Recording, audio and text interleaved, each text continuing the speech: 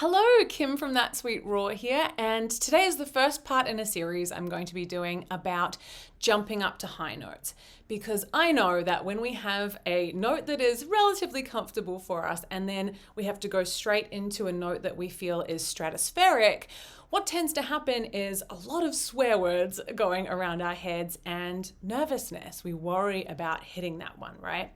So I'm going to do a series on things, little tips that can help this become easier. I want you to be able to enjoy these big jumps.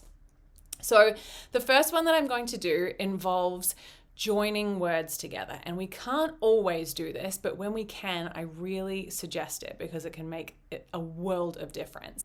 So I'm going to be demonstrating this on Kindergarten Boyfriend from the musical Heathers because one of my students was doing this, and this is exactly what I told her to do to help with these big jumps. So I'm going to sing a little bit of the chorus so that you can hear where these jumps are. Last night I dreamed a horse with wings flew down into my homeroom. On its back there he sat and he held out his arms. So this little trick applies to down into and then held out, okay? So if I treat those as two separate words, last night I dreamed horse with wings flew down into my homeroom, or held out his arms, and I separate them, I've then got to worry about creating a clean onset on there. I'm trying not to really into those vowels. But if I sew those words together as if down into and held out are one word, two words becoming one, then I can kind of move into it with a little bit more flow. Here we go. Flew down into my homeroom and he held out his arms. So see how those are sewn together now.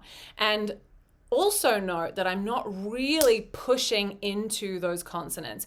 Flew down into, I'm not really forcing into that N, or held out his arms, because that's creating either tongue tension or jaw tension to kind of force that sound out, to force that bigger note.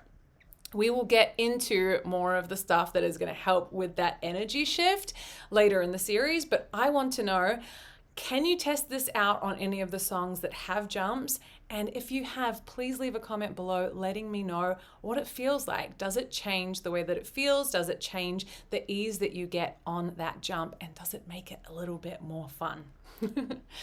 So I hope that this little trick was useful. If it was, please share it with singing friends of yours and subscribe, leave a comment, let me know how it went. And I will see you next time for the next tip.